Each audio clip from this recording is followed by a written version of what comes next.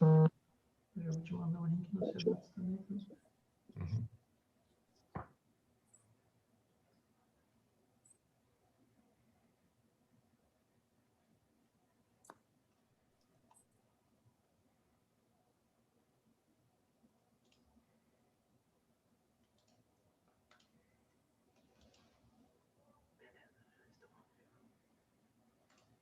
Estamos ao vivo já. Muito bem. Boa tarde, então, a todas e todos. Estamos aqui mais uma vez reunidos, né? Agora num quarteto de amigos aqui, pessoas muito queridas para mim, né? Marco, meu companheiro aí de diretoria de associação, né? Marco, meu grande amigo também. Professor Dalegrave, não vou te chamar de professor, não. Acabei de te falar que eu ia chamar de Dali, e é assim que eu vou te chamar, e ponto. Isso aí. Né? Uma pessoa que eu admiro bastante também, uma pessoa aí que, para mim, é muito especial também, que foi a pessoa que mais me incentivou essa questão da docência. E está aqui também a professora Carolina, né? A Carol, nossa amiga querida também, está aqui. Hoje estamos aqui num modo carioca também, Carol nos trazendo aí toda essa alegria, né? Toda essa energia aí, com esse sotaque maravilhoso, não é isso, Carol? Nós estamos no frio aqui, você está no calor? Estou bem no calor. Boa tarde a todos, então. Marco? Boa tarde, professora Ana Pavelski. Então, tá bom. Bom, eu também só vou agradecer aqui rapidamente a presença de todos vocês, do amigo Neto, da professora Carolina, que eu não conheço pessoalmente, mas conheço, enfim, acompanho aí a carreira dela e sustentações que ela faz no Supremo, inclusive estava falando antes disso de você entrar, professora Carolina, e a ideia de você brilhantar essa nossa final de sexta-feira, né? Você com um compromisso familiar aí, acabou se disponibilizando, e sem falar que nós vamos ter a grande oportunidade de ouvi-la, além do seu conteúdo, ouvir essa delícia que é o sotaque carioca, né? Eu, quando me ouço falando, eu fico chocado, diz como é que as pessoas aguentam me ouvir falando, porque todas as sílabas dos curitibanos, todas as palavras que os curitibanos falam são oxítonas, a sílaba tônica sempre está lá no final, e a gente vai daí, e é uma metralhadora, não é um jeito doce de falar como os cariocas, mas agradeço muito a sua presença, né? E, enfim, né, já lhe passo a palavra, aí nós vamos fazer aí uma transmissão dos seus slides, tá? Então, por favor, fique à vontade. Eu só quero, antes de passar a palavra para a Carol, dizer que a Carol hoje é uma das grandes juristas da atualidade, uma pessoa extremamente atualizada, e ela também tem preside uma Câmara de Arbitragem no Rio de Janeiro. Então, a gente também se conheceu em razão disso, a gente trocava as ideias sobre a arbitragem daqui, a arbitragem de lá, e depois fomos ficando amigos. Ela lançou uma obra que ela coordena muito bacana, que eu tive a oportunidade de participar, e depois, hoje mesmo eu estava vendo esse livro aí, Carol, e como ficou bem organizado, bem coordenado. É um prazer dividir a bancada com você, com a Ana e com o Marco. Gente, eu que agradeço. Dou boa tarde a todos. Ana, querida, o meu querido amigo Dalegrave. E lembro que a Ana estava me lembrando agora há pouco, a última vez que nos vemos pessoalmente, as pessoas ainda sentavam em restaurantes, comiam, almoçavam. Então, é uma maravilha. E hoje ainda vocês sintam aí meu abraço virtual. Gosto muito de Curitiba. Quer dizer, a última vez que eu fui, eu acho que foi justamente a vez que nos encontramos, Ana. Quer dizer, tem um bocado de tempo, né? E não vejo a hora de voltar pessoalmente para conhecer a Câmara, porque também aqui no Rio foi uma das grandes inspirações, a Câmara montada, desenvolvida aí pelo meu amigo Dalegrave. Então, sempre tive essa vontade, né, de presencialmente estar aí para a gente poder acompanhar esse trabalho similar de forma conjunta, trocar mais ideias e tudo mais. E aí, eu perguntei para o André como é que seria a participação, porque, assim, um monte de gente para falar do mesmo tema, eu fiquei meio confusa. E aí, me passaram que o Dalegrave ia falar sobre tudo, basicamente, e eu ia falar alguma coisinha ou outra que era para escolher depois. E aí eu escolhi, eu fiz uma apresentação, só que agora eu não consegui, eu tô realmente fora do escritório, e eu não consegui um lugar para projetar no computador, né? E depois eu deixei já com os amigos e está super autorizado, quem quiser mandar para onde for, para todos os colegas que estão assistindo, será um prazer. Mas eu desenvolvi aí, no segundo slide, os 3 desafios que eu pensei em falar, tá? Se for demais, a gente fala em 2 e vocês me cortam a palavra, não tem problema nenhum, não. Então, quais seriam o que eu gostaria de responder? Quando a Covid vai ser considerada uma doença ocupacional? Se a gente pode obrigar, o empregador pode obrigar a tomar vacina? E o que faz com a empregada que está grávida? Então, pensei basicamente nesses três dilemas aí, nesses 3 conflitos. Então, primeiro, né, para a gente poder seguir assim com tranquilidade, porque depois primeiro falaram, tá, gente, que era uma coisinha de meia hora, 40 minutos, agora virou 10 minutos, eu vou correr aqui, vou dar meu máximo, tá? Mas então, os primeiros 10 minutos, que agora são meio que 5... Não, Carol, não precisa ser 10 minutos, não. Pode falar meia hora aí, tranquilo. Por favor, não vai ter um infarto aí, respira, dá tudo certo. Tá ótimo. E aí, o meu primeiro desafio, então, seria quando que a Covid é considerada ocupacional? E aí, minha gente, eu dividi basicamente, reparem que a apresentação foi feita com todo carinho, aí essa aí só não consegui colocar os créditos de todas as charges, mas no final tem outro. Mas o primeiro, quando que será ocupacional? Na verdade, a gente tem 2 parâmetros muito fortes, que é o seguinte, o primeiro deles... É o terceiro. O primeiro deles seria justamente a lei da Previdência, e a lei da Previdência fala, tem nada com isso, a pandemia não é uma doença pandêmica, não tem a ver com um acidente de trabalho. Muito bem, vida que segue, a gente experimentou uma pandemia, né? Pela primeira vez aí na nossa geração.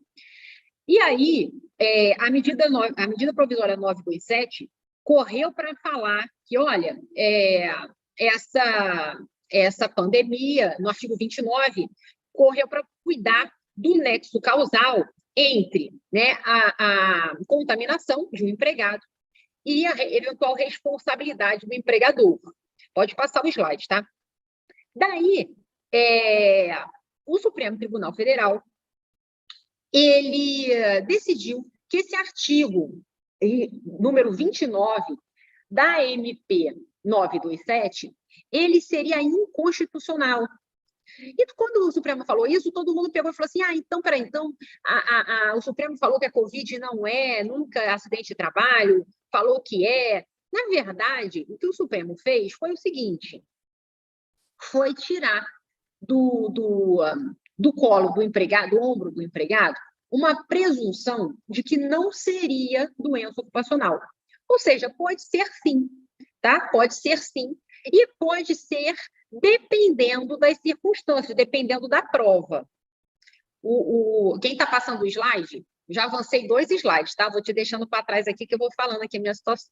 Carol, só um minutinho, porque eu acabei de receber uma mensagem aqui que parece que não está passando no YouTube. Marco. É? Não, está passando, sim. Está passando? Tá, eu estou assistindo aqui.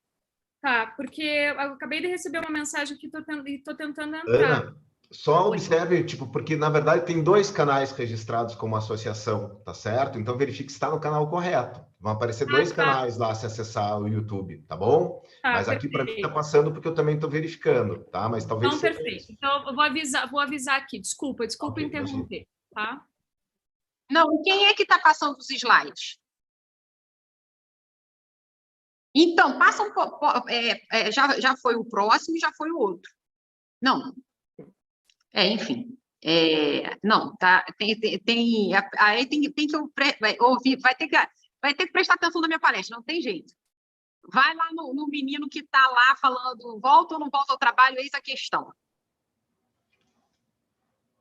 Pronto, mais para cima. Mais para cima, 2 slides para cima. 2 slides para cima. Mais para cima. Isso. E põe naquela tacinha ali embaixo, que daí fica a lâmina inteira. Não sei se a Carol quer assim.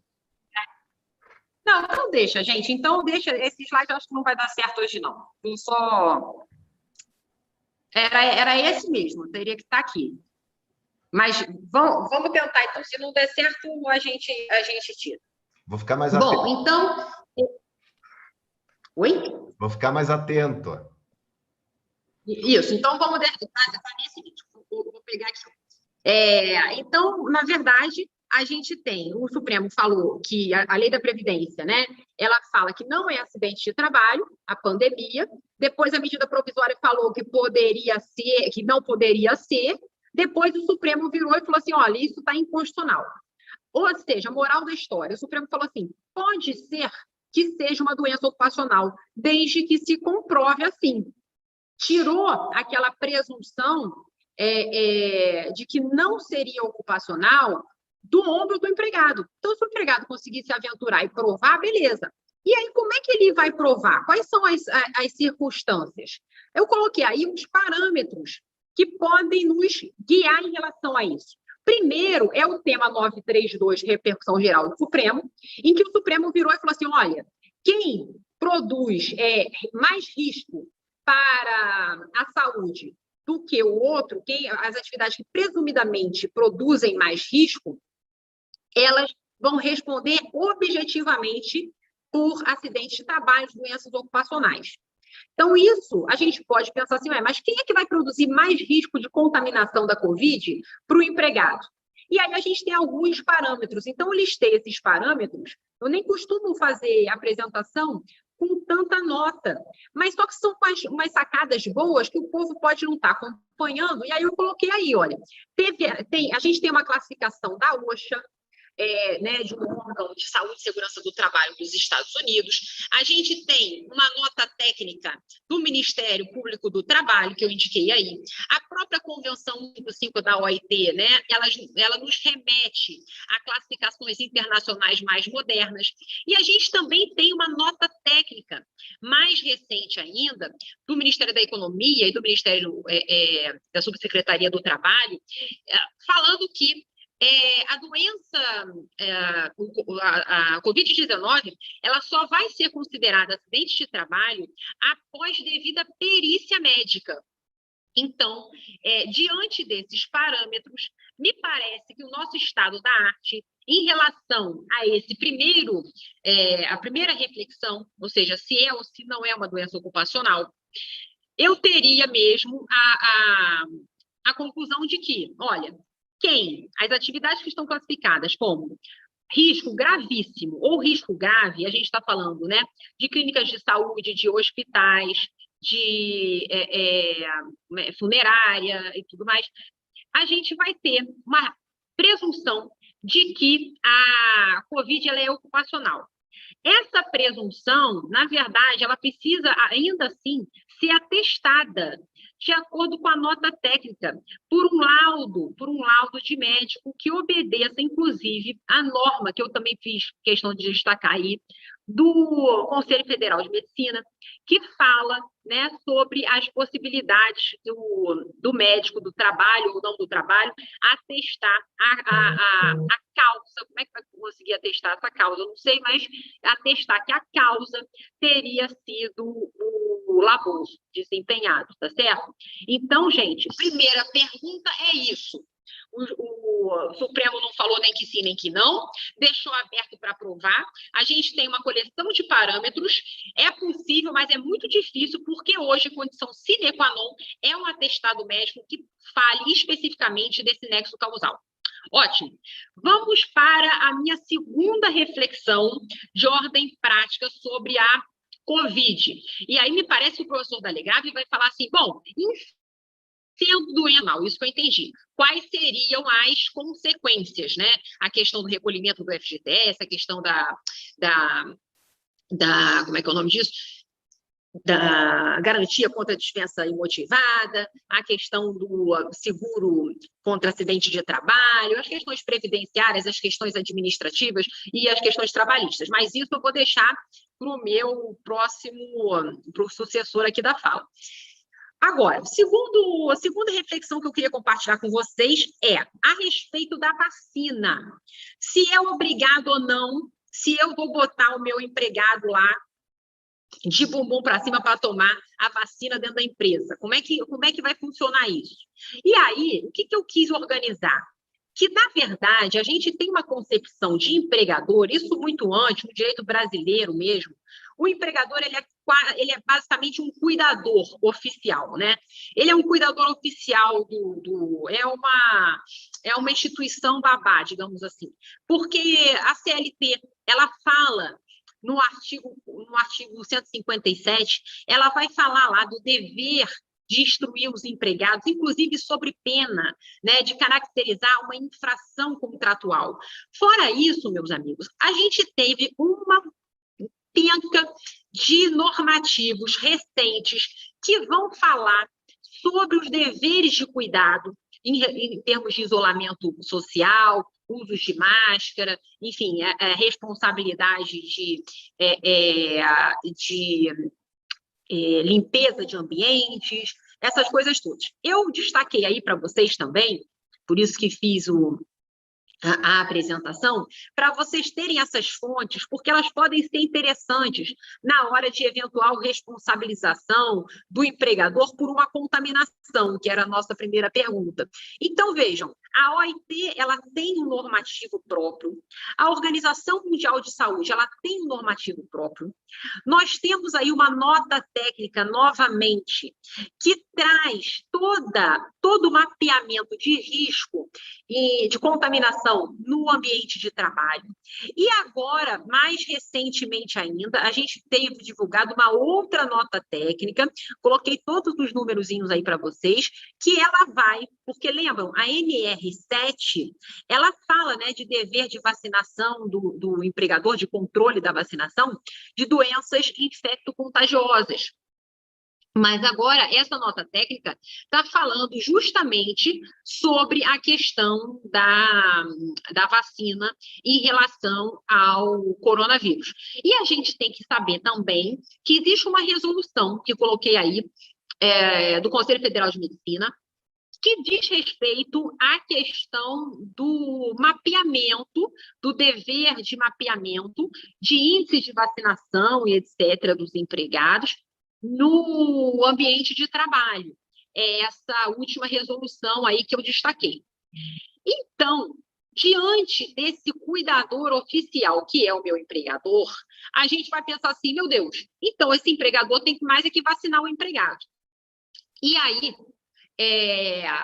para responder essa segunda reflexão, o que eu tenho desenvolvido de raciocínio, que é o próximo slide, é o seguinte: nós temos um julgamento do Supremo Tribunal Federal, recente do ano passado, né, em que o Supremo falou sobre essa questão de tomar vacina, não tomar vacina. E ele falou, agora o promotor aqui do slide está nota 10, e ele falou que a gente tem, são 3 decisões importantes, coloquei o número das decisões, isso aí está uma cola ótima, e eu vou usar isso aí, eu fiz, depois porque tem umas coisas que a gente fica orgulhosa da gente. Depois que eu fiz, falei assim, ai, caraca, isso aqui resolveu minha vida, quando acabar essa palestra, vou mandar para os clientes que já fica arrumado. Cliente, empresa, né, obviamente. E para o empregado também, porque aí vale a primeira parte. Mas aí fala assim, então, quais são os fundamentos para o empregador que quer obrigar a galera a tomar vacina? O interesse público prevalece sobre o individual. Daí vocês vão ver todas as decisões desse AI, das 2 ADIs que eu coloquei aí, que são decisões com repercussão geral, que basicamente se falou isso, tem que privilegiar o coletivo, existe uma eficácia horizontal dos direitos fundamentais e todo mundo tem direito à saúde e não pode ficar o outro achando que vai virar jacaré e não tomar vacina e ajudar a propagar a contaminação no ambiente de trabalho.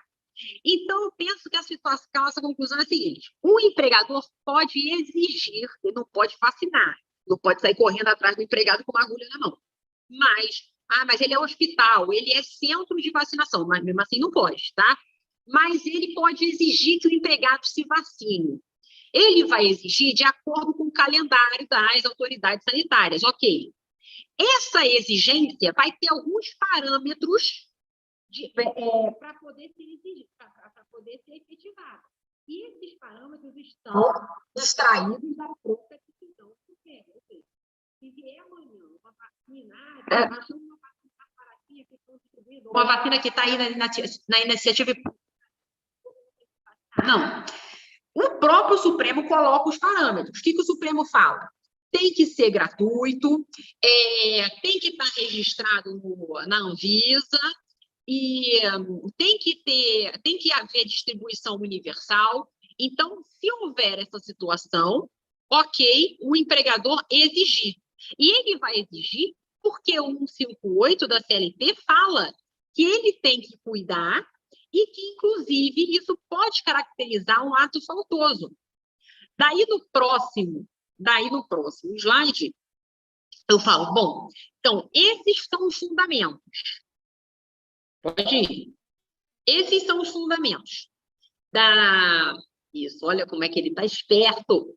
Então, vou para o próximo. Então, o que acontece? Agora, a obrigação, ela tem que estar prevista, não pode ser assim, olha, não veio vacinado, te peguei, está demitido. Não é isso não, tá? Tem que colocar isso no regulamento de empresa, normazinha de compliance, tudo bonitinho, porque é fonte de direito do trabalho, regulamento de empresa, artigo 8º, vai estar previsto lá, está dentro do exercício, né, do poder de fiscalização, e a gente vai admitir resistência legítima, lógico, o empregado que não for, sei lá, for alérgico ao componente, sei lá, qualquer maluquice que aconteça, a gente não sabe, todo dia tudo está mudando tão rápido. Então, existe, né, uma resistência legítima, e a gente tem que, se for o caso de aplicar pena, essa gradação da penalidade também vai ser interessante. Então, assim, eu acho que isso fica uma boa receita de bolo de obrigatoriedade. Eu sei que a maioria entende que não pode, que eu tenho lido dos colegas, não pode obrigar a vacinar. Mas pô, o empregador foi obrigado a tanta coisa, gente, nessa pandemia. Eu acho que tem que obrigar, sim. Então, esses seriam os fundamentos, e eu acho eles, modéstia à parte, bem substanciais, porque a gente pode extrair do escopo das decisões do Supremo e a gente pode extrair do escopo do poder diretivo do empregador, tá? Nos Estados Unidos já existem algumas decisões de obrigatoriedade que têm sido, isso só em primeiro grau, nunca vi ainda em segundo grau, mas permitindo a obrigatoriedade da vacina ser exigida pelo empregador sob pena de aplicação do poder punitivo. E aí, meus amigos, eu vou para a minha último ponto de reflexão. Não, olha lá, desculpa, peraí, olha, eu ainda botei um resumo, o sujeito está melhor do que eu, olha lá, está num slide mais legal que eu, aqui. Então, eu botei assim, o que fazer? Então, eu botei assim, ó, recomenda-se que o empregador faça o seguinte, obrigue todo mundo a se vacinar, ok, exige o comprovante, meu irmão, olha só, tem que trazer o comprovante no RH. Se não trouxer injustificadamente, vai ganhar um prazo para trazer, sob pena de aplicação de justa causa. Eu acho que quando ele não traz, ele vai ser primeiramente advertido. Acho que é interessante essa gradação da pena. Na verdade, antes, eu até não sei como é que os colegas vão entender, mas eu fiquei com medo de achar assim, que era meio que um bis in idem. O jeito fala assim, não vou me vacinar. Aí você fala assim, não vai se vacinar? Beleza, então está advertido. E você tem 20 dias para voltar aqui vacinado. Aí ele volta sem estar vacinado de novo. Aí eu aplico a justa causa. Será que isso não seria um bis in idem? Ou essa resistência poderia configurar uma nova falta, digamos assim? Eu acho que é mais seguro essa nova falta, porque ela me traz essa advertência anterior, tá? Mas, assim, o que eu tenho construído nos pareceres sobre isso é nesse sentido. Eu não sei se... Mas eu confesso que é um ponto que que me gera mais desconforto, assim, que eu toda hora volto nessa reflexão e chego à mesma conclusão, mas enxergo que possa haver outras. E imagino que esse fluxograma deva ser objeto de uma norma interna. Tá? Acho que isso daria total segurança para o empregador exigir a vacinação sob pena de aplicação de poder punitivo. Bom, e aí a última, agora sim, meu último ponto de reflexão seria a questão da grávida, coitada. Meu Deus do céu, eu estou quase engravidando. Eu comecei a ficar enjoada essa semana e eu falei, meu Deus do céu, eu estou quase engravidando aqui do Espírito Santo, de tanto que, né, os clientes correram atrás dessa pergunta. Como é que vai fazer com a grávida? O que eu faço com a minha grávida? Não sei o quê.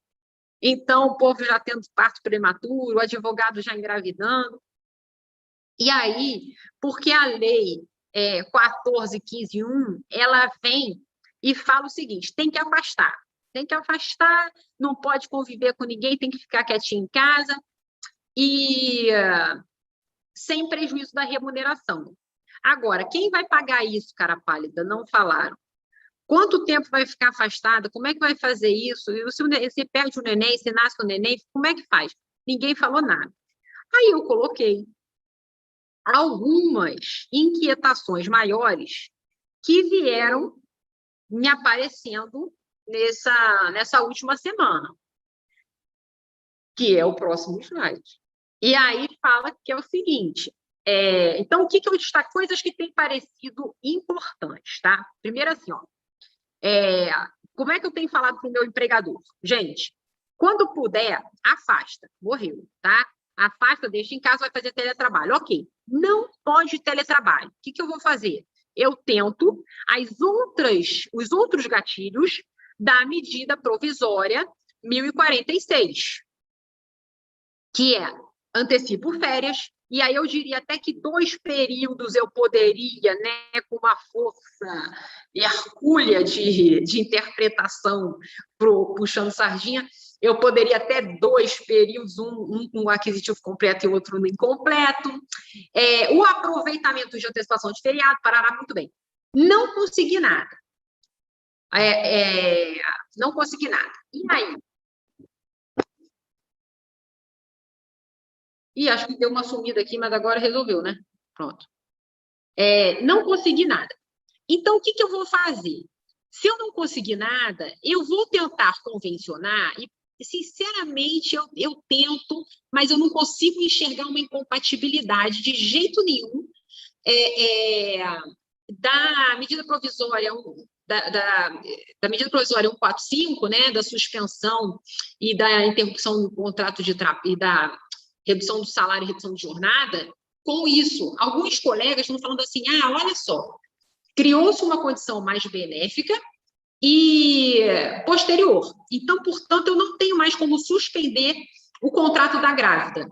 Mas, sinceramente, eu não consigo ver por que uma coisa elimina a outra. Então, assim, eu peço até desculpas pela minha falta de visão, mas, assim, eu tenho feito, sim, acordos. Quem já tinha acordos, eu mantive os acordos, e eu tenho feito acordos de suspensão do contrato de trabalho da grávida, ela recebendo o auxílio do governo, já é agora o próximo slide, ela recebendo o auxílio do governo, e ela tendo complementação a ponto de não perder a remuneração.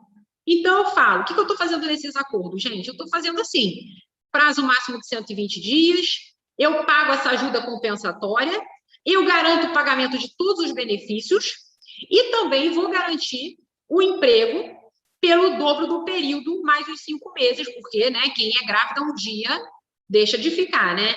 É uma pena, porque eu lembro da minha gravidez, eu adorava aquela roupinha de grávida, aquele andando na frente de todo mundo na fila, é uma maravilha, mas um dia acaba, nasce, cresce, depois vira as costas pra gente, porque meu filho não quer nem saber. Agora, e aí, a situação é, se a grávida não aceitar o acordo, porque lembrando que isso é acordo, né? É estranho, mas é acordo. Ela vai ficar em casa, gente. Quem é que vai pagar? Adivinha? O empregador. E aí, o próximo, exatamente, eu coloquei aqui algumas situações. Quando a gente fala de manter a remuneração, a grávida ganha periculosidade, vai ficar em casa, fazendo teletrabalho. Preciso pagar periculosidade? Eu acho que isso aí, sinceramente, ainda não achei nenhum inimigo contra essa minha ideia. Eu acho que isso aí pode tirar, porque você neutraliza a nocividade, certo? Agora, insalubridade pode tirar? Eu estou dizendo que não, porque lembram do 394A, que fala que a menina tem que ir para casa e continua recebendo a insalubridade? Aí eu falei, melhor deixar quieto essa insalubridade no contra-cheque dela. E aí somar como ajuda compensatória. A questão da trabalhadora temporária, já pensaram nisso? Porque a trabalhadora temporária tem incidente, tem precedente obrigatório dizendo que ela não tem nada com isso, que ela não recebe a estabilidade, ela não tem estabilidade. Eu acho que essa norma ela é posterior e mais benéfica. Então, eu estou entendendo que essa temporária vai ter, pelo menos, a estabilidade no período do contrato. Eu acho. Se o Dalegrave achar que não é, eu acho que não é. Eu não estou muito firme ainda, tá? O próximo é alterar a função. Muito bem. Ela é, sei lá, médica, vai para casa. Aí eu boto ela para organizar folha, papel, sei lá, cartões. Pode isso ou não pode? Aí tem gente que fica cheio de, não, se for para fazer isso, eu não quero ficar em casa. Mas pode, porque lembra do 392, que fala, olha lá, transferência de função, quando as condições de saúde exigirem. Então, isso é uma situação, eu acho que está tranquilo, que pode alterar. Outro dilema aí é a gestante que você afasta, e aí ela aparece como, cara pálida? Ela aparece na aglomeração, no shopping, no bar. E aí? Eu acho que, nesse caso, vai caber demissão por justa causa. Eu não sei. Isso aí é o seguinte, se a Ana achar que não cabe, eu também estou achando que não cabe. Mas são questões, gente, que assim eu não sei. É muita confusão para pouca lei. E aí eu termino dizendo, cadê? Que em relação ao pagamento, vamos combinar o seguinte. Em relação ao pagamento, tem duas coisas boas que a gente pode ter esperança, sei lá, às vezes fazer uma... Eu não sei, tenho pensado em judicializar isso. Porque, em vez de sair do bolso do empregador, a gente tem a Convenção 103 da OIT que fala assim, olha só que impressionante. Em hipótese alguma, mas nem se eu tiver um governo doido, não. Em hipótese alguma, deve o empregador ser tido como pessoalmente responsável pelo custo das prestações devidas à mulher que emprega. Então, aí eu já acho que é a maior dica que o empregador não deveria, né, tomar mais esse prejuízo. Lembram quando o Supremo virou e falou que a grávida que tivesse problema, um parto, não sei o quê, só iria começar a contar a licença a partir do momento que tivesse alta? Muito bem, falou bonito, foi aplaudido, virou herói da nação. Mas quem é que ia pagar isso? O tempo todo que ela ficasse internada? O empregador. E agora, recentemente, uma portaria, olha, de 19 de março de 2021, está obrigando o INSS a pagar. Então, eu acho que isso também pode ser um gatilho para a gente pensar em mandar essa conta para o senhor Bolsonaro, porque fica difícil. E aí, meus amigos, a minha situação é essa. Esses 3 pontos de reflexão que eu gostaria de compartilhar. Não sei se me fiz clara, se consegui aqui... eu estou num perrengue só vendo, sabe quando você apresenta uma situação e no Jornal Nacional você está de pijama por baixo? Eu não estou de pijama por baixo, mas eu estou assim, com problemas de luz, com problemas de computador, tudo que possa acontecer está acontecendo aqui. Mas, enfim, eu espero que tenha sido claro. E eu acho que esses 3 pontos são os pontos, né, que têm mais desafiado, na prática, os advogados trabalhistas em relação ao reconhecimento da doença ocupacional em relação a essa história da grávida e a questão da obrigatoriedade da vacina. Então, foram os pontos que eu combinei com o André de compartilhar algumas reflexões e espero que, de alguma forma, seja útil aí na vida prática. Desejo saúde, agradeço muito pelo convite, gosto muito dos advogados do Paraná, tenho muita saudade de ir a Curitiba. Um grande beijo. Bom, muitíssimo obrigado, professora Carolina. Foi super esclarecedor, uma visão altamente equilibrada do tema, né? Com novas propostas. Foi muito bacana. Agradeço de verdade. Devido ao exíguo espaço de tempo, aí a gente não tem como abrir para perguntas, né? Ana, gostaria de falar alguma coisa? Professora D'Alegrave, por favor, fiquem à vontade. Na verdade, a gente tem que agradecer muito a professora Carolina, né, que apesar de estar aí num momento de lazer dela, concordou em estar aqui hoje. Obrigada mais uma vez, professora Carolina. E, na verdade, a sua exposição bem demonstra o momento em que a gente está vivendo, né, especialmente essa questão da vacina, que a gente não tem, num primeiro momento, nada efetivamente legislado e muitas perguntas surgem, mas eu não sei o que é pior também, né, porque daí quando o legislador tenta colocar alguma coisa em lei, faz como fez com essa história da gestante, que é um único artigo com um caput, um parágrafo, que é tipo a lei do aviso prévio, né? Que é de 2011, demorou quase 30 anos para o legislador editar, e daí desde 2011 estamos nós 10 anos ainda discutindo situações referentes à lei do aviso prévio. Então, vem uma lei inofensiva, o legislador é pouco técnico, vamos dizer assim, né? E ele vem ali despretensiosamente e usa a palavra remuneração, e ficamos nós aqui agora quebrando a cabeça com relação a como orientar nossos clientes, né, com relação a essa situação, né? Então, muito obrigada, Carol, porque, de fato, eu tenho muitas opiniões que, na verdade, comungam com as suas, né? E penso que a gente tem aí um cenário efetivamente bastante profícuo para discussão. Penso até que talvez não deveria ser assim, porque a gente precisaria um pouquinho mais de segurança jurídica nesse momento, né? Já basta a quantidade de decretos que a gente vive aí de toda semana, mais de um, inclusive bandeira laranja, bandeira vermelha, bandeira não sei o quê, enfim. E a gente fica numa situação delicada, né? Mas muito obrigada mesmo pela sua exposição. Imagina, eu que agradeço. Professor D'Alegrave, a palavra é sua, então, professor. Eu quero primeiro mandar um beijo para a Carol, porque a exposição dela é única, é ímpar, eu gosto do estilo dela, porque é no meio ali da brincadeira que ela fala umas questões muito interessantes, sempre atualizadas. Quero também aqui agradecer o convite do professor Marco Aurélio, que está aqui também, que eu tenho uma admiração muito grande por você, pela Ana Pavelski. E também mandar um beijo para a Roberta Santiago, que é a nossa presidente da associação, né? Que também é uma pessoa muito bacana.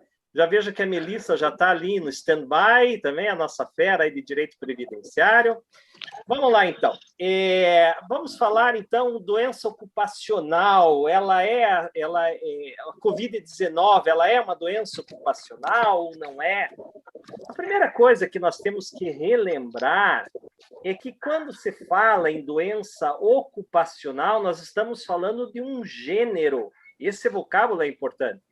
E nesse gênero existem as doenças profissionais, que também são chamadas de tecnopatias, e as doenças do trabalho, que também são chamadas de mesopatias.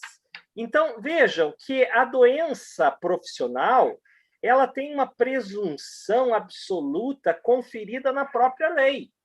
Então, é aquele sujeito, aquele trabalhador que trabalha com amianto, por exemplo, e adquire asbestose, ou aquele trabalhador que trabalha com sílica e adquire a doença profissional da silicose. Veja, esses casos, você não vai precisar provar o nexo, porque já está presumido na lei. Existe um anexo na legislação que já presume. Então, quando você fala no gênero doença ocupacional, nós temos que lembrar desses dois braços, a doença profissional e a doença do trabalho. Essas é que frequentam as nossas ações trabalhistas, geralmente. O que é a doença do trabalho? Que é uma espécie do gênero doença ocupacional. É aquela que decorre de uma condição irregular da execução do contrato de trabalho. E aqui a presunção, quando muito, é iuris tantum, ou seja, aqui você vai ter que provar que você adquiriu uma tendinite, por exemplo, uma tenossinovite, executando o trabalho, digitando no computador. Aqui não há uma presunção absoluta do legislador, mas você vai ter que provar no processo trabalhista de que aquela moléstia, aquela doença, aquela incapacidade decorreu da execução do contrato de trabalho. E tudo isso, somado, existe o acidente do trabalho, ou acidente tipo, que é aquele exemplo clássico, o sujeito que caiu da escada, aquele que há um elemento súbito, quer dizer, não é uma contração de um vírus, uma bactéria, de uma doença ou de uma lesão, não. O sujeito caiu da escada, há um acidente tipo, ou típico. E aí, o tratamento que a legislação trabalhista e previdenciária confere é o mesmo. Por isso que a gente põe tudo no liquidificador. Acidente de trabalho, doença ocupacional, doença profissional, porque os efeitos trabalhistas e previdenciários são semelhantes, mas elas são distintas. Uma coisa é o acidente tipo, outra coisa é doença ocupacional do tipo profissional e outra doença ocupacional do tipo doença do trabalho, né? Então, esse arranjo inicial, esse conceito inicial, ele é importante. Por quê? Porque existe uma interlocução aqui muito interessante entre o direito previdenciário e o direito do trabalho. Depois da minha fala, nós vamos ter aí uma grande expert de direito previdenciário, que eu admiro muito, a professora Melissa, e que vai falar desses aspectos previdenciários. Mas na ação trabalhista, isso está lá no artigo 114, inciso 1 e inciso 6 da Constituição Federal, ela diz que compete à Justiça do Trabalho julgar as ações indenizatórias decorrentes da relação de trabalho. Ou seja, a partir da emenda constitucional 45, essa matéria que estava lá no cível, ela veio de brinde para a Justiça do Trabalho. Então, até então, nós, operadores, advogados trabalhistas, nós nem sabíamos como que era esse negócio de ação acidentária. A emenda 45 trouxe para nós para dizer o seguinte: quando você quer uma questão previdenciária, não é com a gente, não é com a Justiça do Trabalho. Mas quando você quer uma indenização contra o teu empregador, aí você vai lá na Justiça do Trabalho. Então, vejam que, apesar da competência ser distinta, não há dúvida que elas se comunicam. Porque quando nós vamos buscar conceitos de acidente de trabalho, doença ocupacional, nexo técnico-epidemiológico, com causa, nós vamos tudo beber da Lei 8.213 de 91, que é uma lei previdenciária. Então, aqui é bem claro que o advogado trabalhista ele tem que fazer o curso com a Melissa lá, ele tem que saber de direito previdenciário, porque se ele não conseguir migrar esses conceitos, esse instituto, ele vai se bater quando dessas ações indenizatórias na Justiça do Trabalho. É importante também sublinhar que quando se fala em ação indenizatória, nós temos sempre 3 elementos, e isso eu quero falar isso hoje aqui para nós entendermos a Covid-19. Não adianta a gente entrar de sola atropelando, Covid-19 é doença. Calma, vamos explicar aonde que ela se encontra, aonde que ela vai se caracterizar como doença ocupacional. Quando se fala, então, em indenização, a questão patrimonial, porque, veja, um acidente de trabalho tem uma repercussão criminal também. A pessoa que deu causa a um homicídio decorrente, homicídio culposo decorrente de um acidente de trabalho, alguém que foi soterrado e morreu, tem uma implicação criminal também. Esse instituto tem um braço criminal, previdenciário e trabalhista. Mas vamos falar do que nos interessa, trabalhista.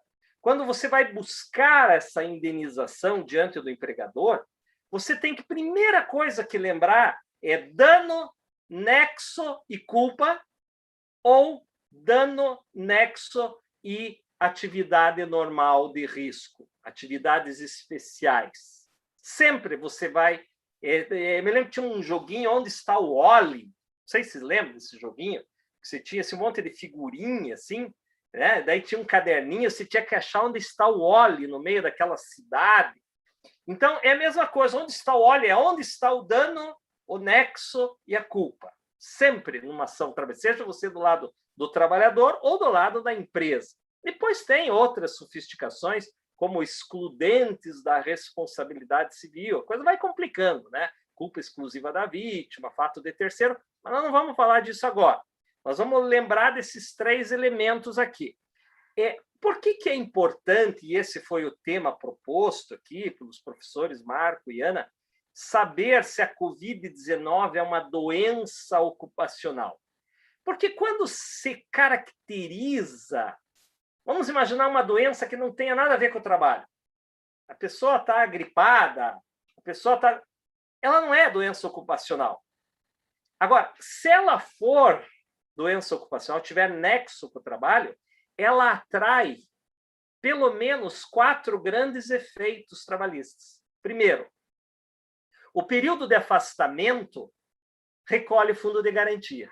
Então, ao contrário de uma doença normal, no afastamento do trabalhador por doença ocupacional, recolhe-se fundo de garantia.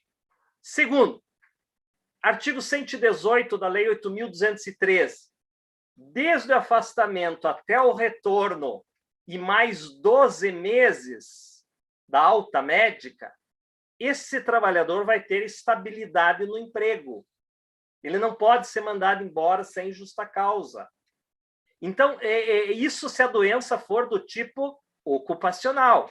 Então, veja a importância de você caracterizar se ela é ocupacional ou não. Então, ela vai atrair a questão do fundo, vai atrair estabilidade e vai atrair a indenização por dano material e dano moral. Toda doença ocupacional e acidente de trabalho, ela inegavelmente tem uma indenização material e também uma indenização moral. E não é bis in idem, isso já está claro, que essa acumulação é permitida, até porque o fato gerador é distinto das duas. Então, essa é a importância do tema. Muito bem, agora eu respondo o tema, eu entro na segunda e última parte. A Covid-19, ela é chamada Covid-19 porque o primeiro case foi no último ano, 31 de dezembro de 2019, por isso que ela é Covid-19, na China. E aí ela se alastrou, aquilo que era um surto virou uma epidemia, e aí, como ela se alastrou em vários continentes, ela se tornou uma pandemia. Mas aqui eu também já quero lembrar vocês que surto, epidemia, surto é localizado num bairro, numa cidade, epidemia é quando se alastra em proporções de estados, por exemplo, e pandemia é quando se alastra em proporções continentais, né? Então, tem na Europa, tem na América do Sul, América do Norte, todas elas observam o critério quantitativo. Tá? É uma doença que afeta a coletividade, ela também é chamada de uma doença epidemiológica.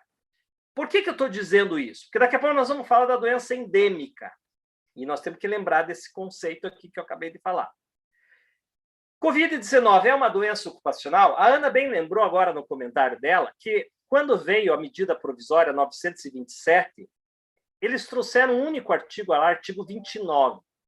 E eles quiseram clarear e complicaram. Tanto que o Supremo depois veio e disse que é inconstitucional e cancelou esse artigo 29. O que dizia o artigo 29 da MP 927? Lembrando que a MP 927 não se converteu em lei, ao contrário da MP 936, que se converteu em lei. A MP 927 ficou solta. Ela produziu efeitos até a sua caducidade. Né? Então, o que ela dizia? Abre aspas. Os casos de contaminação pelo coronavírus não são considerados ocupacionais, salvo mediante comprovação do nexo causal. Quer dizer, ela disse o que já existia, ela repetiu uma regra geral. Só que daí o Supremo ficou meio com medo que poderia dar uma interpretação errada, principalmente o voto do ministro Alexandre. Ele disse assim que, abre aspas, ao prever que contaminação pelo coronavírus não é considerada ocupacional, exceto comprovação de nexo, o artigo 29 ofende inúmeros trabalhadores de atividades essenciais que continuam expostos ao risco. Declare-se inconstitucional. E aí, por maioria, na ADI 6342, declararam esse único artigo que falava de doença da MP 900 inconstitucional. Daí disse, tá, então o que temos? Voltamos para a regra geral. Tá? Leia-se que a MP não produziu efeito nenhum. O que é a regra geral? É isso que falei, dano, nexo e culpa, ou dano, nexo e atividade de risco. Só que tem um artigo 20, parágrafo 1º da Lei 8.213, que diz assim, não são consideradas como doença do trabalho. A linha D, doença endêmica, adquirida por segurado habitante de região em que ela se desenvolva, salvo comprovação de que é resultante de exposição ou contato direto determinado pela natureza do trabalho. Vejam, o que a lei previdenciária fala? Fala em doença endêmica, não fala em pandêmica e nem epidêmica, mas elas têm o mesmo tratamento, por mais que a lei só fale em endêmica, porque a endêmica também é uma doença que diz respeito à coletividade de uma região, né? Como, por exemplo, a febre amarela, a malária na bacia amazônica. Esses são exemplos. Não é tão quantitativo, mas é também ligado a uma coletividade, ligado a uma região. Então, nós podemos também aplicar esse artigo 20, parágrafo 1º, linha D, para a questão da pandemia do Covid-19. E aí você vai dizer, sim, mas o que ele traz de novo? Nada. O que traz? Cai na regra geral de novo. E o que é a regra geral de novo? A regra geral é a seguinte, pessoal. E o Supremo fez uma confusão aqui. Tanto na responsabilidade civil subjetiva, aquela que precisa de culpa do empregador, quanto a objetiva, que é aquela que decorre de uma atividade normal de risco, elas têm nexo causal. É um erro achar que nexo causal só existe na responsabilidade civil subjetiva. Não, as duas têm dano, nexo e culpa, ou dano, nexo e atividade de risco. Só que o nexo causal é diferente. Na regra geral, responsabilidade civil do tipo subjetiva, você tem que provar que o teu dano, a tua doença, a tua incapacidade laboral decorreu de uma culpa do empregador, que não forneceu EPI, que não forneceu máscara, que não deu intervalo de 10 minutos, o cara ficou com tendinite. Ou seja, você tem que provar que ele descumpriu as NRs, ele tem que provar que ele negligenciou o ambiente de trabalho. Essa é a regra geral. Só que o artigo 927, parágrafo único do Código Civil, diz que a responsabilidade civil é do tipo subjetiva, mas também ela não vai precisar de provar a culpa nos casos previstos em lei ou quando a atividade normalmente desenvolvida, por sua natureza, apresentar exposição habitual a um risco especial com potencialidade lesiva e implicar ao trabalhador ônus maior do que aos demais membros da coletividade. Então, vejam, esse é o tema 932 do STF. O STF já julgou com repercussão geral. Está lá, se você colocar no Google, tema 932 do STF. É uma das grandes decisões do STF em direito do trabalho. Que o STF, geralmente, ele corta direito trabalhista. Ele é muito conservador no campo trabalhista. O STF ele pode ser avançado em direitos fundamentais, direitos do cidadão, células-tronco, mas quando chega em matéria trabalhista, ele é muito conservador. Só que esse tema 932 foi uma das poucas coisas que os trabalhadores puderam comemorar vindo do STF, que tem efeito erga omnes, porque foi um tema com repercussão geral, para todo o poder judiciário. E o que o STF diz? Que se aplica o artigo 927, parágrafo único, na seara trabalhista. Então, não tem mais essa discussão. Ou seja, nas ações acidentárias, nas ações indenizatórias, eu posso tanto ir pela responsabilidade civil subjetiva, onde eu provo a culpa do empregador, como eu também posso ir, em alguns casos especiais, como, por exemplo, o motoboy. O motoboy é uma atividade normal de risco. Se o motoboy cai, vai entregar uma pizza e cai de cara no asfalto, você não vai precisar provar a culpa do empregador. Não, a moto, a manutenção da moto. Não, atividade normal de risco. É tema 932 da STF. Você vai provar o dano, o nexo e que esse dano, esse acidente, ele ficou incapacitado, ainda que proporcionalmente, decorreu da execução de uma atividade normal de risco. E aqui eu respondo, Covid-19 é a mesma coisa, meus queridos. Vamos simplificar. A Covid-19 é o seguinte, eu adquiri Covid-19, o empregador vai pagar a conta? Vamos dizer que sou empregado, carteira assinada. É o empregador? Depende. Depende do quê? Bom, se eu sou um médico, um enfermeiro, um agente funerário, motorista de ambulância, quer dizer, eu estou inserido numa atividade essencial e numa atividade de risco. Aí já há uma presunção de que a culpa é do empregador. Culpa não, desculpe, que a responsabilidade é do empregador, porque decorreu de uma superexposição desse trabalhador num ambiente que estava cheio de Covid. Agora, nas outras situações, que nem nós, escritórios, se um advogado nosso que trabalha no nosso escritório adquire Covid, eu vou pagar quando? Via de regra, não, porque não há uma presunção de que esse empregado do escritório adquiriu Covid no escritório. Ela não é uma atividade normal de risco. Então, respondendo à indagação, Covid-19, ela é uma doença ocupacional? Depende.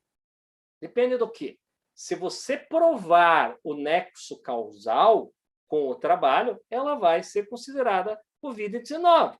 Se você não provar, não vai.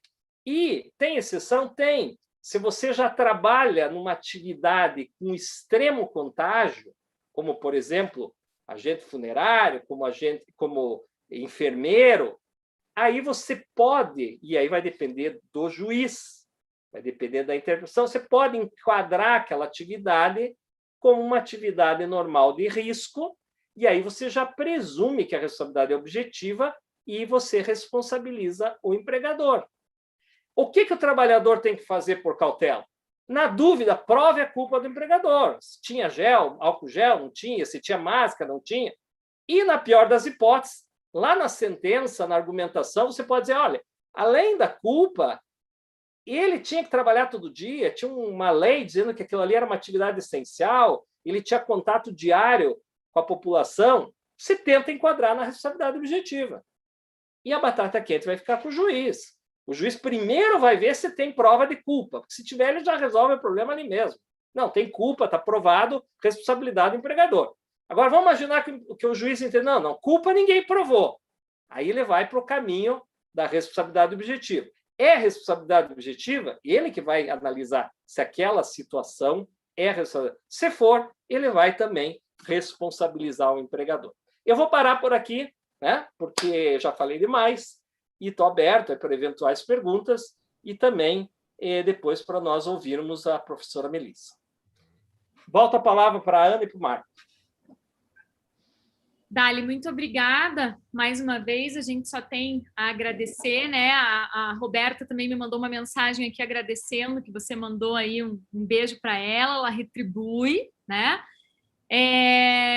Obrigada mais uma vez. A gente não podia ter pensado aí em nome, vamos dizer assim, mais especial também para tratar do tema, né? Porque a gente sabe que é um assunto que você gosta muito, né? Faz parte, de toda maneira, essa abordagem, inclusive, do teu livro, né? Vai atualizá-lo? Eu vou fazer uma propaganda do livro. Claro, mas aqui, por favor. Só que eu tenho que atualizar esse livro. Mas não tem problema. E é só procurar lá no site da LTR ou entrar em contato com o nosso querido Jurandir aí, né? Isso. que ele entrega, inclusive, né? Eu tenho o seu livro em cima da mesa, eu só não mostrei aqui porque eu não tenho os outros livros para mostrar dos outros colegas, mas ainda bem que a Ana mostrou. Obrigado, Marco. Então, Dali, muito obrigada pelas considerações, sempre muito pertinentes, né? Muito precisas, inclusive. Inclusive, essas menções que você fez às decisões do Supremo, né? E a abordagem desse tema especificamente, que podem ser... Esse tema pode ser realmente tratado de duas decisões aí bem recentes, vamos dizer assim, do Supremo. Mas eu tenho uma pergunta para te fazer, posso? Opa, vamos lá. Me diga uma coisa, estou numa audiência lá, de uma discussão dessa do Covid aí, né, como doença do trabalho, então acidente de trabalho. O que o juiz deve apurar numa audiência dessa? Porque estou vendo aqui que tem alguns juízes também nos prestigiando, né, a gente comentou. Então, na sua opinião, aí, Dali, nas suas observações, o que você acha que um juiz deve apurar numa audiência aqui? Olha, eu acho que, essencialmente, o juiz tem que investigar 6 pontos. O dano. Então, existiu uma incapacidade laboral? Ele está saudável? Não, ele ficou com uma sequela pulmonar, ele está com dificuldade de respirar, ele não pode mais praticar esporte. Isso é um dano material, isso é uma incapacidade, né? Então, e desse dano material já se presume o moral também. Você imagine, a pessoa tinha uma vida saudável, vai ser tolhida de várias coisas que fazia. Então, esse é o primeiro ponto. Segundo, culpa da empresa. Teve culpa? A empresa, por exemplo, aquela lei da 13.979, né, já falava que era um dever da empresa fornecer máscara. Dever de prevenção, isso já está na CLT.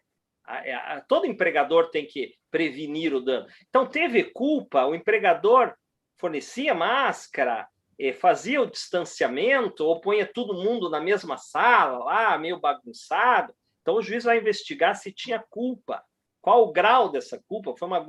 Quando se fala em culpa no direito civil, direito do trabalho, tem 3 graus, né? Culpa leve, grave e gravíssima.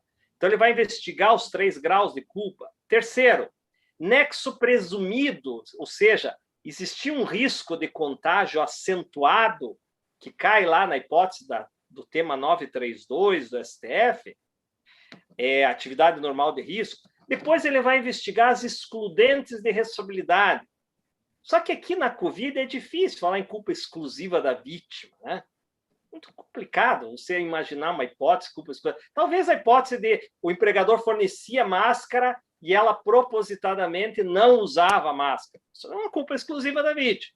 Ou o empregador orientou para não aglomerar e a pessoa avacalhava lá e abraçava todo mundo e beijava todo mundo. Se provar isso na audiência, pode até caracterizar uma culpa exclusiva da vítima. E, por fim, a comorbidade, né? Se houve uma comorbidade, porque às vezes a pessoa está com uma lesão, mas ela já era diabética. Então, aquele dano que ela adquiriu decorreu da soma da diabetes com a Covid. Então, o juiz tem que pôr na balança, né, essas questões. Basicamente, seriam essas as questões que eu vejo que o juiz tem que investigar para dar a sentença. Tá certo. Neto, muito obrigado novamente, né? Eu teria muitos questionamentos a fazer, enfim, todos devem ter, mas a gente já está adiantado no tempo. A professora Melissa, hoje, ela tem também uma outra aula, né? Nós já estamos aqui um pouquinho atrasados. A professora Melissa tem uma aula na Escola Superior de Advocacia de Goiânia, né? De Goiás, Goiânia. E, enfim, ela tem esse compromisso, mas mesmo assim aceitou o nosso convite. Muito obrigado, professora. Obrigado para vocês. Obrigado, Neto. E eu desejo sucesso aí na exposição da professora Melissa, que eu vou assistir pelo YouTube agora. Então, um abraço para vocês. Gente, o professor Neto deu muitas dicas aí para o advogado, caríssimos advogados. Tudo meus colegas aqui de Curitiba, isso aí é perigoso, hein, Marcos? Isso vai voltar contra você, você vai ver. Um abraço, querido. Para os advogados, foi advocacia pura, tá certo? Tá bom, obrigado, valeu. Melissa, minha cara, desculpe o adiantado da hora, né? Eu sei que você tem compromisso, fale o tempo aí que você tiver disponível e agradeço demais a sua presença aqui, né? A professora Melissa, acho que todo mundo conhece, é uma das grandes referências do direito previdenciário no Brasil, ela é presidente do Instituto Melissa Follmann também, né? Que tem trabalhado muito na formação de advogados previdenciários, né? Um trabalho belíssimo, uma grande conquista aí dessa grande amiga, dessa grande colega, né? Quem eu sou amigo há mais de 20 anos, nos conhecemos lá no magistério da PUC, enfim, né? Agradeço demais e é uma honra para a Associação dos Advogados Trabalhistas do Paraná recebê-la. Bem, boa tarde a todos. Eu inicialmente quero agradecer à Associação dos Advogados Trabalhistas do Paraná o convite a me formulado na pessoa do meu amicíssimo Marco, né, Marco? Eu e o Gustavo, a gente fala que o Marco, ele é aquele presente de amigo que a gente recebe na vida e que acompanha, e que nos acompanha lá de trás, até pelo casamento, tudo, né, Marco? Então, é muito bom ver hoje você aí na Associação dos Advogados desenvolvendo esse trabalho. Quero agradecer a doutora Roberta, né, a presidente da associação, e naturalmente saudar a minha queridíssima amiga também, Ana Paula Pavelski, linda, maravilhosa, diva do direito do trabalho, né? Eu sempre falo assim que a gente tem uma diva, assim, a gente chama do direito do trabalho, chama Ana Paula Pavelski, né? Então, eu fico muito feliz aqui de dividir essa mesa com vocês. Eu estava acompanhando o evento ali do YouTube, então pude assistir a doutora Carolina, felicito ela pela brilhante exposição. Falar depois da Legrave é uma tarefa muito complicada, porque as falas do Legrave são shows, e sempre o Legrave ele traz aquelas questões que coloca a pulga da orelha atrás de todo mundo. E eu quero felicitar o Legrave porque ele tocou num ponto que eu tenho muito batido em cima, e que eu fico muito feliz de ver ele, né, que é a nossa referência aí em direito do trabalho também, falando sobre isso, que é a disposição que os advogados trabalhistas esquecem da concepção de epidemia, de endemia e da disposição que a própria Lei 8.213 permite e franqueia nisso. E várias obras de direito previdenciário, quando comentam a questão da endemia dentro da Lei 8.213, fazem referência já à questão da Covid, por que poderia se enquadrar, não poderia se enquadrar. Então, ali vocês têm uma alternativa, sim, para a advocacia trabalhista. Mas, vamos lá, né? O tema que o Marco me convidou para falar foi sobre a Covid e os impactos disso, né, na questão previdenciária.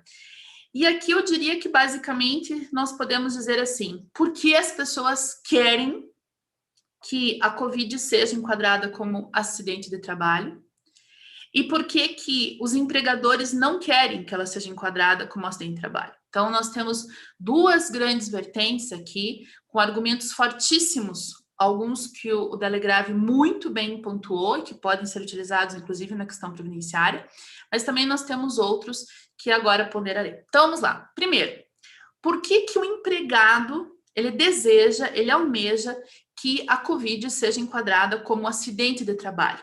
Aqui, naturalmente, como o Legrave muito bem expôs, e que está na Lei 8.213, nos artigos 18 a 21, o conceito de acidente de trabalho, e lá inseridas a doença do trabalho e a doença profissional. Então, falaremos aqui genericamente acidente de trabalho.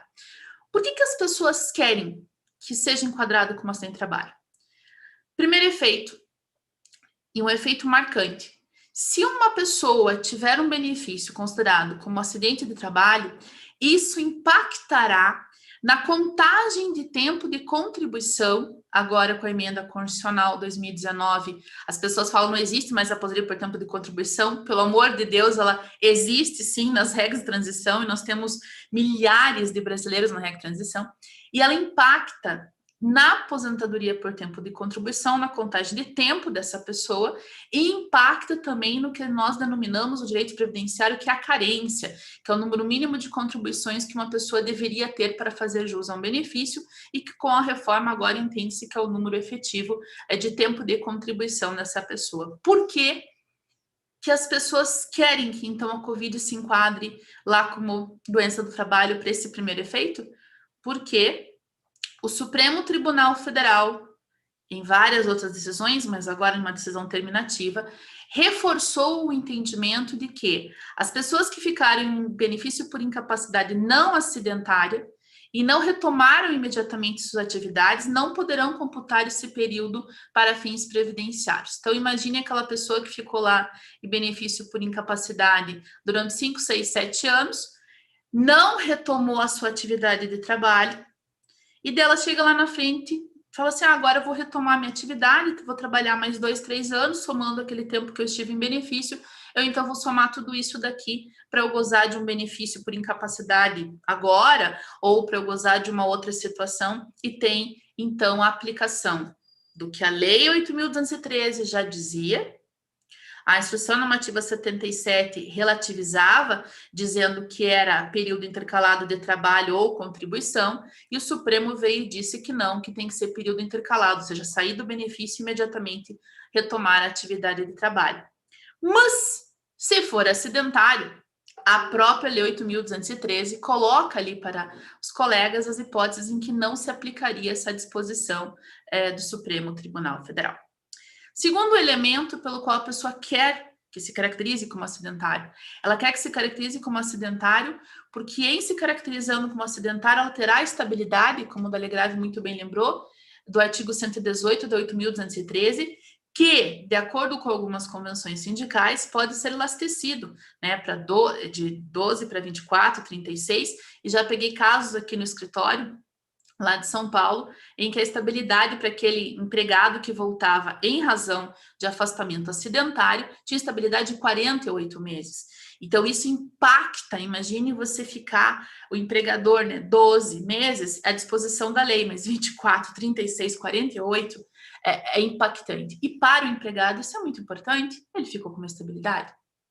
O terceiro motivo pelo qual a pessoa deseja que seja sedentário. O terceiro motivo pelo qual ela deseja que seja sedentário, o Dalegrave falou, depósito fundiário. Enquanto a pessoa estiver em benefício por incapacidade, e aqui eu sei que os colegas trabalhistas não acreditarão em mim, Marco e Ana, mas é verdade. Existem no Brasil pessoas que estavam até 2017, 2018, 2019 em benefício de incapacidade temporária, o antigo auxílio-doença, há 12, 15, 16, 17 anos. Porque o INSS não tinha um sistema efetivo de fiscalização. E estas pessoas tiveram alta do INSS, naquele mutirão que o INSS fez, chamou um monte de gente, deu uma alta para todo mundo. Essas pessoas tiveram alta.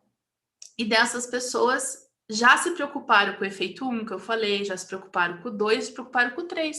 Puxa vida, durante todo esse tempo, eu estava lá no benefício por incapacidade temporária, que seria o auxílio-doença, e eu não tive o depósito fundiário. E eu descobri agora que eu deveria estar no benefício acidentário. E essa pessoa vai questionar, sim, que ela deveria estar no benefício acidentário, que isso impacta no tempo dela, impacta nos efeitos previdenciários e impacta na questão do depósito fundo de garantia.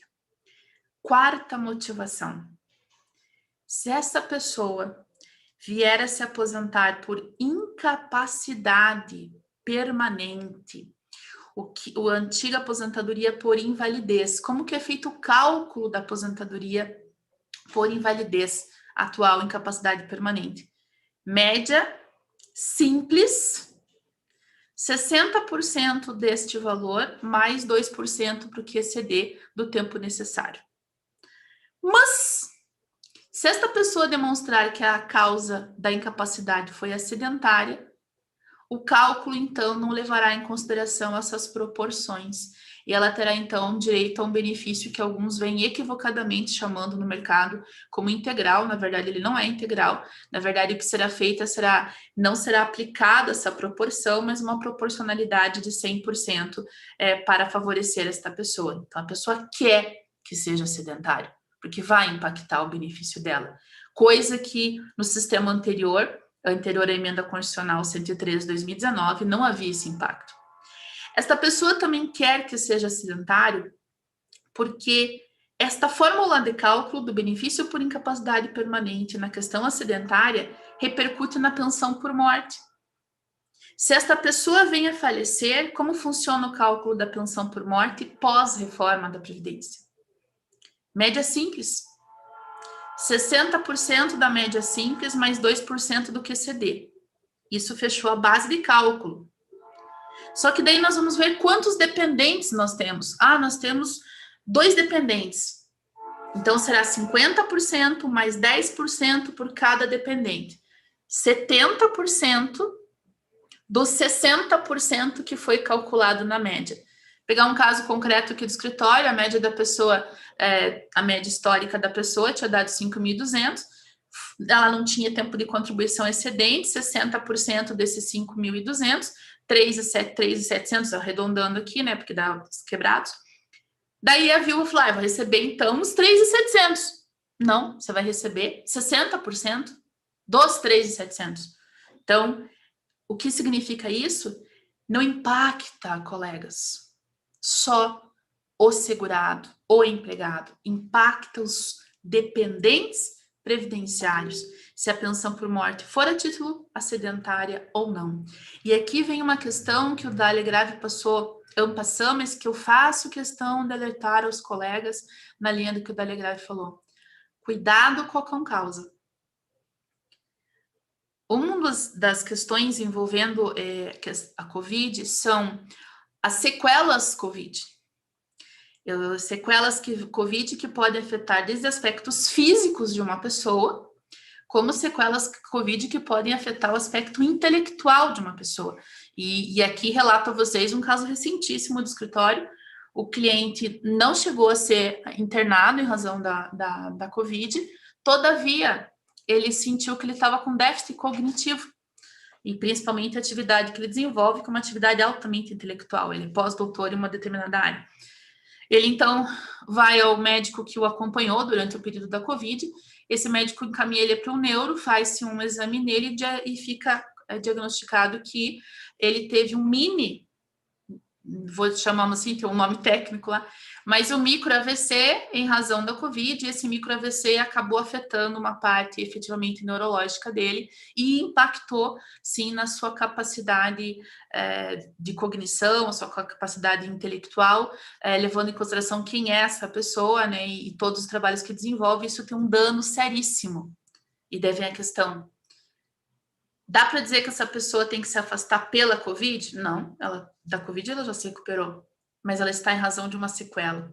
Essa pessoa vai querer dizer que foi uma concausa? Com certeza, com certeza. Eu não faço trabalhista, tá, Ana? Marco, não faço, mas com certeza ele está vendo isso.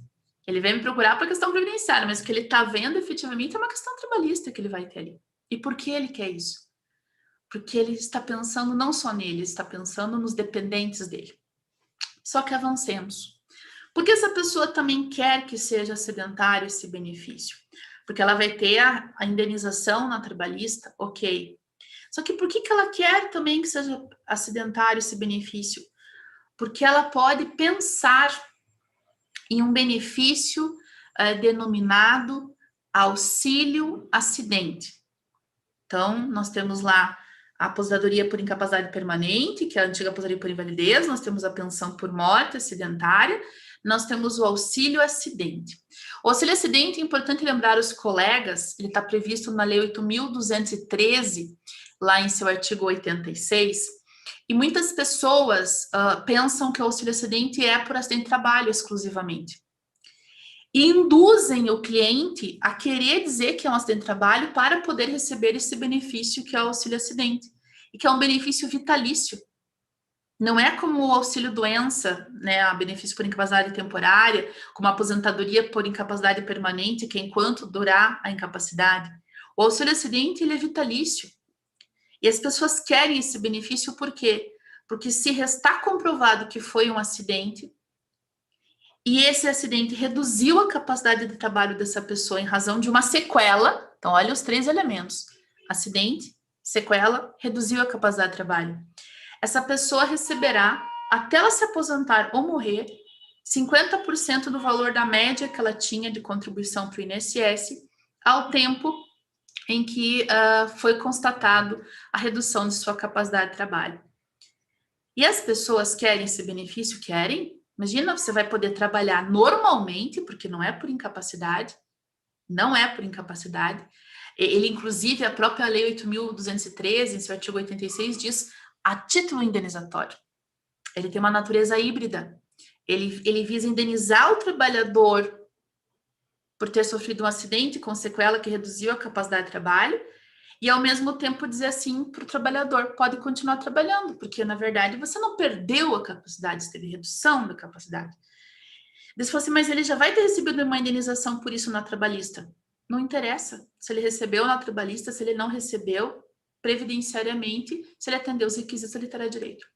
E como as pessoas ainda pensam que esse benefício ele só pode derivar do acidente de trabalho, elas acabam induzindo as pessoas a dizerem que querem que seja configurado como acidente de trabalho, especificamente sobre o nosso tema, a questão da Covid.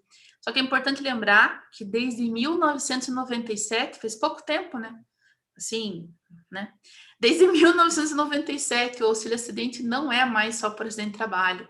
Ele é por acidente de qualquer natureza. Não preciso comprovar com acidente de trabalho. Se eu sofri um acidente de qualquer natureza que reduziu minha capacidade de trabalho, eu vou ter direito a esse benefício, desde que, claro, seja assegurado da Previdência Social, e daí tem as qualificadoras para este fim. Todavia, por que, Melissa, que as pessoas estão correndo para pedir esse benefício e dizendo que é acidente de trabalho, a Covid, para ter esse benefício? Pela dificuldade de se dizer em qualquer outro caso que a Covid é um acidente de qualquer natureza. Vejam bem, se eu disser que a Covid é acidente de trabalho, e se eu disser que eu fiquei com uma sequela da Covid, eu chegar lá no INSS, eu comprovar isso, olha, eu tive a Covid, eu fiquei com uma sequela, essa sequela reduziu minha capacidade de trabalho, ele vai dar o auxílio acidente para essa pessoa. Então, vejam que não são só os benefícios por incapacidade ou morte que a pessoa efetivamente deseja. Por vezes, ela quer um terceiro benefício que é tão desconhecido e que repercute muito mais financeiramente. E a pessoa também quer dizer que é acidentário por causa do auxílio incapacidade temporária, né, o antigo denominado auxílio doença. Por que ela quer que se diga que é incapacidade acidentária também? Porque lembre-se vocês, e vocês trabalhistas sabem disso muito melhor do que eu, que as multinacionais, principalmente, outras empresas de pequeno porte também, mas principalmente as multinacionais, elas têm em suas relações trabalhistas lá estabelecido que se a pessoa ficar em benefício acidentário, ela tem complementação de benefício pela empresa. Então, ele quer um auxílio incapacidade temporária acidentário, porque ele vai ter complementação pela empresa. Outras empresas colocam, não só na questão da complementação do salário, colocam no plano de previdência vinculado à empresa, que se aquela pessoa se afastar por uma causa acidentária, ou seja, acidente de trabalho, ela vai ter o valor X no plano de previdência complementar da empresa. Se for uma causa não acidentária, vai ser menos X. Então, a pessoa quer dizer que é acidentário, porque ela sabe que ela vai ter repercussão na remuneração dela, ela vai ter repercussão no plano de previdência vinculado à empresa. Algumas empresas também na questão dos seguros relativos àquela modalidade de serviço ali prestada. Só que, por que muitos não querem discutir que a Covid é acidentária, que é acidente de trabalho? Porque se você deseja uma indenização trabalhista porque Covid é acidente de trabalho, você vai para o Justiça do Trabalho, como muito bem colocou o delegado. Mas se você deseja um benefício previdenciário acidentário, pensão por morte acidentária, auxílio doença acidentário, que é incapacidade temporária acidentária, aposentadoria por invalidez acidentária, que é incapacidade permanente acidentária, ou mesmo a morte acidentária, a competência para julgar essas questões é da Justiça Estadual, artigo 109 da Constituição Federal. Aqui nós temos que dizer, Marco e Ana, que nós lutamos muito junto ao Congresso Nacional porque tirasse a competência da estadual e jogasse para a Justiça Federal. E por quê? Porque muitas pessoas quando descobrem quanto tempo demora um processo acidentário na justiça estadual, acabam dizendo assim, não, doutora, peça para mim o comum mesmo. E você explica para a pessoa, olha, você vai ter problemas de estabilidade, depósito fundiário, valor do benefício. Não, doutora, se é para demorar tudo isso, não.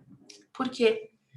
Porque as demandas acidentárias da justiça estadual, e eu tenho amicíssimos meus, né, de anos, assim, juízes estaduais, vítimas disso. O juiz estadual, que está lá no interior, não tem vara especializada de acidente de trabalho, ele tem que julgar tudo, inclusive direito previdenciário, porque a pessoa está discutindo o benefício de acidente de trabalho com viés previdenciário. Daí o juiz vem para a capital, chega aqui na vara de acidente de trabalho, aqui da capital, chega ali e ele fala assim, não, eu vou julgar, sei lá, a família, vou julgar penal, vou julgar cível, né? E ele cai numa vara de acidente de trabalho, mas não para julgar questões trabalhistas, ele cai numa vara de acidente de trabalho porque é uma vara estadual especializada em demandas contra o INSS por acidente de trabalho. E isso traz consequências, processos que por vezes andam na justiça estadual anos, a pessoa ganhou na trabalhista, estava na estadual discutindo a causa acidentária também, porque a trabalhista não conversa com a previdenciária, ela só conversa como início de prova, ela não é prova plena para fins previdenciários, e daí aquela pessoa ganhou a indenização na trabalhista, chega lá na estadual, depois de anos, com o processo, Ana, vira, né, Ana, a gente conhece essa história, né, vira e fala assim, não é acidente de trabalho, daí a pessoa vira e fala assim, mas eu ganhei na do trabalho, que era acidentário. Então, para o INSS não é acidentário e para o juiz estadual não é acidentário, como eles não se conversam, você, para fins trabalhistas, sofreu um acidente de trabalho, para fins previdenciários não sofreu. E saibam que acontece o contrário. Nós temos vários casos, né, Ana, que a pessoa perdeu o trabalhista e ganhou na estadual. E daí as pessoas falam assim, mas, meu Deus, como assim? É que os colegas têm que colocar que nem sempre o que o juiz da estadual fala, o trabalhista aceitará, e nem sempre o que o trabalhista fala, o da estadual aceitará. São metodologias de análise diferentes. Mas mando para o final, porque efetivamente daqui a pouco tenho uma aula para dar. Por que as empresas não querem que seja acidentário? Por que eles não querem que a Covid-19 se configure como uma questão acidentária? Porque a empresa não sofrerá só uma indenização de porte trabalhista. Se a Covid-19 for considerada como causa acidentária, isto interferirá na tributação desta empresa através da alíquota SAT majorada pelo FAP. Por quê? Porque os nexos epidemiológicos, e por isso que a MP 927, quando o Supremo foi lá e falou não, ou seja, não pode presumir que é acidente de trabalho, não pode pegar isso daqui e deixar dessa forma como está, as empresas comemoraram. E por que a gente tem que comemorar? Empresa, empregador?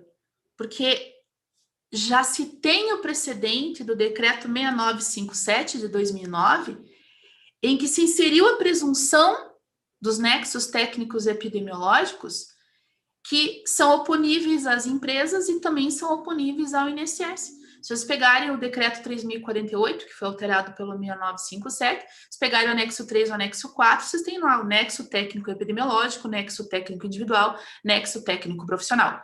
Todos, ao contrário do que muita gente fala, todos desenvolvidos pelo meu queridíssimo amigo, também meu amigo pessoal, Paulo Rogério Albuquerque. Tese de doutorado do Paulinho foi essa.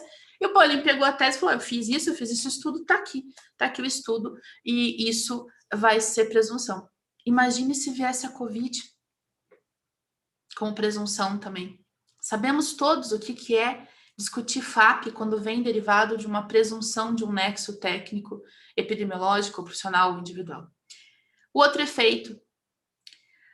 O artigo 120 da Lei 8.213 diz que se houver a concessão de um benefício com causa acidentária, o INSS concede o benefício e vai atrás daquela pessoa que deu aso àquele benefício ser concedido. E aqui é muito importante a obra do Dali para vários efeitos, mas aqui é muito importante quando o Dali Grave fala da diferença de culpa, quando o Dali Grave fala das excludentes de culpa, porque o artigo 120 ele diz que a pessoa responderá de forma regressiva, né, perante o INSS, desde que tenha havido culpa, ou seja, aqui entra a discussão daquilo que o Dali Grave muito bem colocou sobre a dita responsabilidade objetiva e responsabilidade subjetiva. Lembrando que a estatística da AGU, acessem se vocês quiserem, não sou eu falando, está no site da AGU, a estatística da AGU é que de cada 10 ações regressivas, eles ganham 8 ações regressivas, porque é muito difícil para os empresários afastarem o dito nexo técnico, epidemiológico, profissional, individual, ou ainda, se foi feito acordo na reclamatória trabalhista reconhecendo o caráter acidentário, isso também é usado da inação regressiva contra a empresa, o empregador, porque o INSS vem e diz assim, olha, vocês fizeram um acordo reconhecendo que era acidentário, como que agora está dizendo que não é acidentário? E daí a empresa tem que falar, não, mas eu reconheci que era acidentário, mas não com culpa, e aqui eu tenho que discutir culpa, lá não tinha que discutir culpa. Então, por isso que as empresas também não querem, os empregadores também não querem. E aqui, para quem acha, né, Marco e Ana, que eu estou falando de empresa, né, que tem gente que acha assim, nossa, tá falando de uma multinacional. Colega, você sabia que o seu escritório é uma empresa? Você sabia, colega, que eu tenho uma ação regressiva, que no escritório, umas maiores ações regressivas para defender, que é do escritório de advocacia, que era o advogado, o estagiário e a secretária, e a secretária, infelizmente, foi descer a escadaria no sobrado, ela caiu, quebrou a perna, teve uma redução da capacidade deambular dela e veio uma regressiva em face do colega. Então, pare de achar que a ação regressiva é só contra aquela empresa, né, que todo mundo imagina. Todos nós estamos sujeitos a isso. E para finalizar, consequências desse debate Covid em trabalho, Covid não em trabalho, é uma questão que, infelizmente, eu queria muito ficar aqui, Marco, com vocês debatendo, que eu tenho certeza da riqueza. Como dizer que Covid-19 é causa acidentária em um mundo que vive em home office? Isso é uma questão que tem atormentado vários e vários colegas, principalmente com emissão de CATs por sindicatos, por terceiros, e que daí a empresa só toma conhecimento que aquela pessoa disse que é um acidente de trabalho quando aparece a CAT lá em algum lugar. Porque lembra seus colegas que, de acordo com o artigo 20 da Lei 8.213, a CAT não é emitida somente pelo empregador, ela é emitida pelo próprio empregado, por um terceiro que tomou conhecimento do fato, ou ainda pelos sindicatos. Então, esse universo em torno da Covid, se ela está em trabalho ou não, é um universo extremamente rico, ele tem posicionamentos, alguns já da OIT, alguns já da OMS, o Dali falou muito bem daquelas que são praticamente presumíveis, né? A OMS soltou uma nota para medicina, enfermagem, odonto e fisioterapia, né? Qualificando-as como atividades de extremo risco de contágio. Então, nós temos um universo de discussões por aí e todas que impactarão, não só na questão trabalhista, como também na questão previdenciária, que envolve não só empregados, como empregadores. Pessoal, eu agradeço muitíssimo a atenção de todos vocês. Eu reitero aqui minha gratidão enorme ao Marco pelo convite, a honra de dividir essa mesa com a Ana. Obrigada a todos, né? Desejo aí muito sucesso aí na continuidade aí dos trabalhos e principalmente saúde e paz a todos vocês aí. Obrigada. Muitíssimo obrigado, Melissa. Nossa, não temos como agradecer. E realmente o tema para a gente, nós, advogados trabalhistas, e provavelmente a maior parte da nossa audiência é composta por advogados trabalhistas, é um tema novo, um tema extremamente interessante. Realmente foi muito simples de entender o que você tinha para nos falar. Agradeço demais, né, a sua presença, né, numa agenda extremamente apertada, né, não vou fazer nenhuma considerações, mas eu espero somente que prevaleça o bom senso, a razoabilidade, a boa-fé na interpretação de tudo isso que está acontecendo neste momento, tá certo? E daí já vou aproveitar para me despedir também de todos, né, da nossa audiência, porque daí eu vou passar a palavra e vou parafrasear você, para a diva, para a musa do direito do trabalho, tá? Não sou eu que falo, são os alunos dela que falam, eu já falei isso para ela, tá? Eu também já chamei ela de musa, de diva do direito do trabalho. Então não sou eu que falo, só estou parafraseando você e certamente você ouviu isso das pessoas que efetivamente concederam a Ana este título. Então, musa do direito do trabalho, a palavra é sua para encerrar o nosso evento. Olha, vocês são os amigos especiais demais para mim, né? Vocês dois, a Melissa, né? Minha amiga lá de aulas no curso, de conselho da OAB, o Marco, meu amigo de Justiça do Trabalho, né? De Associação dos Advogados Trabalhistas, vocês são demais, são duas pessoas que moram demais no meu coração, que eu admiro demais, são duas referências de verdade para mim. E ouvir isso de vocês, né, não tem preço, daquelas coisas que não tem Mastercard nenhum, bandeira nenhuma aí que pague, né? Vocês são demais. Melissa vai dar outra aula, né, Marco? Porque ela acabou de dar uma super aula aqui, né, pra gente, a gente só tem a agradecer mesmo. O Marco falou, quando a gente estava falando do evento, o Marco falou assim, eu convido a Melissa. Eu falei, tá bom, vai você convidar, né? Eu sei que vocês são amigos, mas eu quero te dizer que eu fiquei muito feliz também que deu certo. Eu sei da tua agenda super apertada, a gente agradece. A gente só tem a dizer que com certeza a gente vai fazer mais eventos e a gente vai contar com o teu nome aí, né? É uma proposta dessa gestão, né? Inclusive os associados e os não associados que a gente convida para se associarem, que estão nos assistindo, mandem sugestões aí de temas, inclusive. E Melissa, assim, perfeita a tua exposição, né, em todos os aspectos, tanto empregados quanto empregadores, né, toda essa questão trabalhista, essa questão previdenciária, os impactos de tudo isso, e é preocupante mesmo, porque essa semana eu vi uma notícia no UOL que já temos mais de 20 mil notícias de benefícios no INSS considerando a Covid como acidente de trabalho, né? Então, como diz o Marco, não vou tecer comentários, adiantado da hora, enfim, mas a gente espera que prevaleça o bom senso e a boa-fé, né? Porque efetivamente falando, dos dois lados, né, gente? Dos dois lados, mas a gente espera que as pessoas tenham aí, né, vamos dizer assim, um caráter, uma dignidade, inclusive, na consideração aí de efetivamente isso ser ou não ser, né, uma enfermidade aí relacionada ao trabalho, né? E te agradeço mais uma vez, já vamos encerrando aqui, né? Bom final de semana, boa semana aí, né, a todos, enfim. E mais uma vez, muito obrigada, Melissa. Obrigada. Deus que abençoe todos vocês aí. Tchau. Obrigada. Tchau.